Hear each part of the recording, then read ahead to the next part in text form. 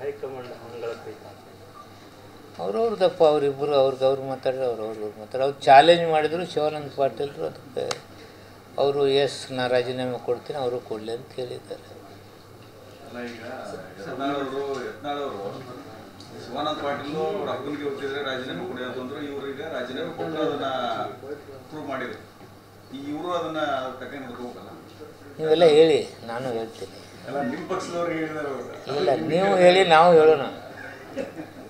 ಏನಪ್ಪ ಯಾರ್ಯಾರು ಅಪ್ಪ ಹುಟ್ಟಿದೆ ಅಂತೇಳಿ ಮಾತಾಡಿದೆಯಪ್ಪ, ಅದಕ್ಕೂ ರಾಜೀನಾಮೆ ಕೊಟ್ಟರು, ನಿಂದು ಹೇಳು ಅಂತ ಹೇಳು. ಅಲ್ಲ ಅಂದ್ರೆ ತಾವೊಂದು ಸವಾಲು ಹಾಕಿರ್ತಾರೆ, ಅದನ್ನ ಸ್ವೀಕಾರ ಮಾಡ್ಕೊಂಡು ತಯಾರಿರ್ಬೇಕಲ್ಲ. ಅವ್ರು ಯಾವ ಸವಾಲು ಸ್ವೀಕಾರ ಮಾಡಿದ್ರಲ್ಲಿ ಅದಕ್ಕೆ ಹಾಕ್ಬೇಕು ಅವರು. ಈಗ ಇದು ಶಿವಾನಂದ ಪಾಟೀಲ್ರ ಸವಾಲು ಸ್ವೀಕಾರ ಮಾಡಿ ರಾಜೀನಾಮೆ ಕೊಟ್ಟು ಇಲೆಕ್ಷನ್ ಮಾಡಿದ್ರಂದ್ರೆ ನಾನು ಹೌದಪ್ಪ ಆಗ್ತಿದ್ದೆ.